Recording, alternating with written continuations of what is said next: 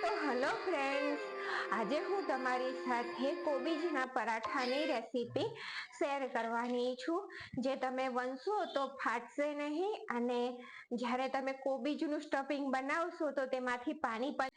તો તેની માટે મેં અહીંયા પહેલા આપણે લોટ બાંધી લઈશું. તો 2 કપ મેં ઘઉંનો રોટલીનો લોટ લીધો છે અને તેની સાથે 1 ટેબલ સ્પૂન મોવન માટે તેલ ઉમેરી દેવાનું છે અને સ્વાદ પ્રમાણે મીઠું એડ કરી દેવાનું અને પાણી રેડી અને નોર્મલ રોટલીનો લોટ જે રીતના આપણે બાંધતા હોય તે રીતે બાંધી દેવાનો છે. અને જો કોબીજના પરાઠા કે લચ્છા પરાઠાની રેસીપી તમને ગમે તો મારી ચેનલને લાઈક કરજો, શેર કરજો અને સબસ્ક્રાઈબ કરજો. તો જો લોટ સરસ રીતે બંધાઈ ગયો છે તો તેને થોડું તેલ ઉમેરી અને સરસ રીતે સ્મૂધ કરી દઈએ અને થોડી વાર માટે આપણે તેને મતલબ 3 મિનિટ જેટલું આપણે તેને સરસ રીતે મસળી લેવાનું. સરસ રીતે આપણે 3 મિનિટ તેને મસળી લેવાનું, એટલે જ્યારે આપણે પરાઠા વણીશું ને ત્યારે તે બિલકુલ ફાટશે નહીં. મેદા વગર પણ આ લોટ ખેંચાય ને તે રીતનો સરસ બંધાય અને તૈયાર થશે. તો આ રીતનો મેં લોટ બાંધી અને તૈયાર કરી દીધો છે. હવે તેને એક ભીના કકડાથી ઢાંકી અને 15 મિનિટ માટે રેસ્ટ આપી દેવાનો છે. તો ત્યાં સુધી આપણે સ્ટફિંગ બનાવી દઈએ. તો અહીંયા મેં મિક્સર જારમાં બટાકા પૌવાના જે પૌવા આવે તે 1/4 કપ લીધા છે અને તેને પીસી અને આ રીતનો પાવડર કરી લેવાનો છે. આનાથી કોબીજમાં રહેલું પાણી બધું શોષી લેશે અને આપણું સ્ટફિંગ એકદમ છૂટું છૂટું સરસ તૈયાર થશે. તો અહીંયા મેં 1 કપ રફલી ચોપ કરેલી કોબીજ લીધી છે, 1 કપ છે અને તેને રફલી ચોપ કરી હતી. અને એક નાની ડુંગળી લીધી છે અને 10 નંગ જેટલી નાની કળી લસણની લીધી છે, મોટી હોય તો ઓછી લેવાની.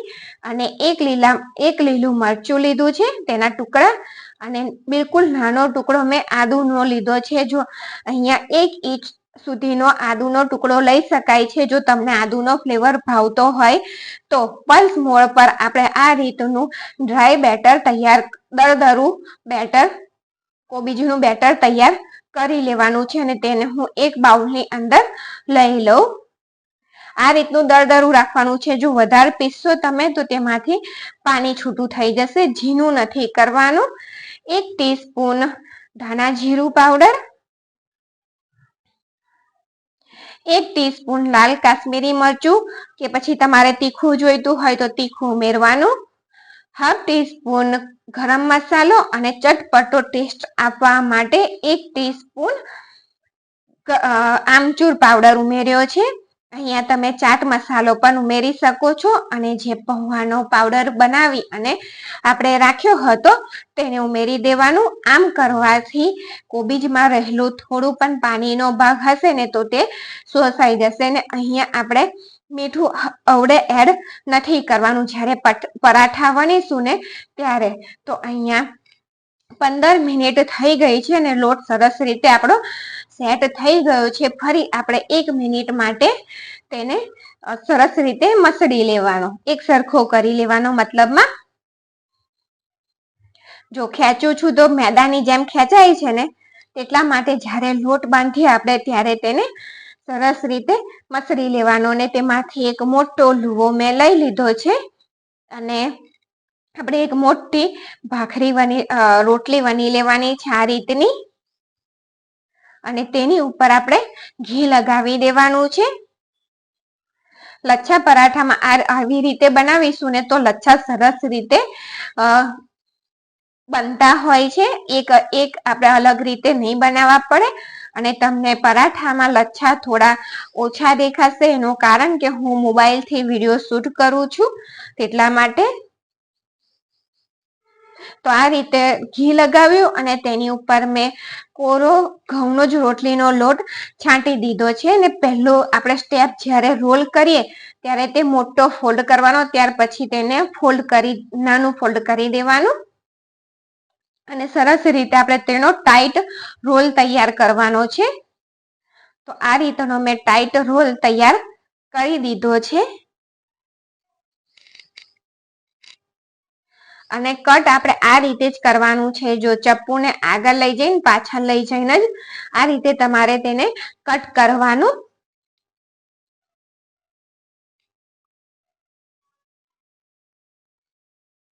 અને જો કેવા સરસ આપણા પડ બની અને તૈયાર થયા છે. તો થોડા હાથે આપણે આ રીતે પસારી દઈશું એટલે ખોલી લઈશું અને પછી બે હથેળીની વચ્ચે રાખી અને તેને દબાવી દેવાનું.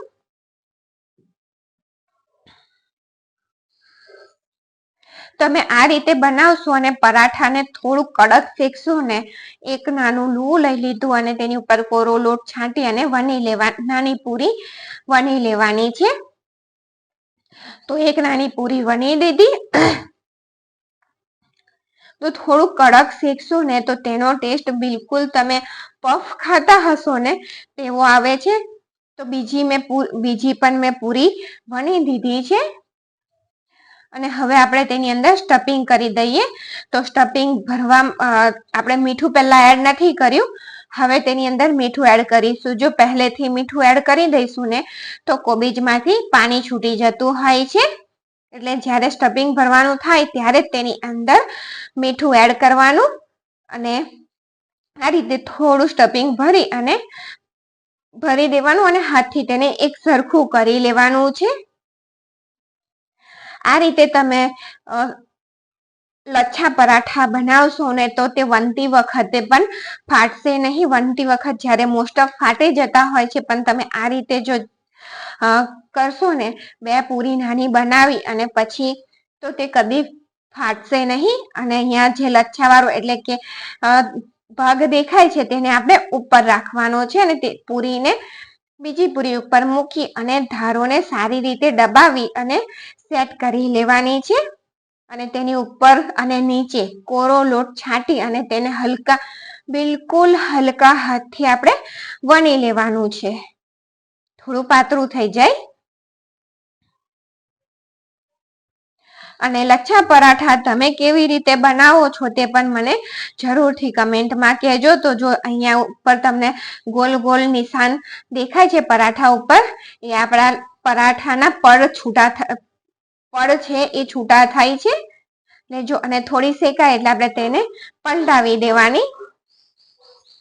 અને અહીંયા શેકવા માટે તમે ઘી, બટર કે તેલ ગમે તે વસ્તુનો યુઝ કરી શકો છો. અહીંયા હું ઘી લગાવી રહી છું.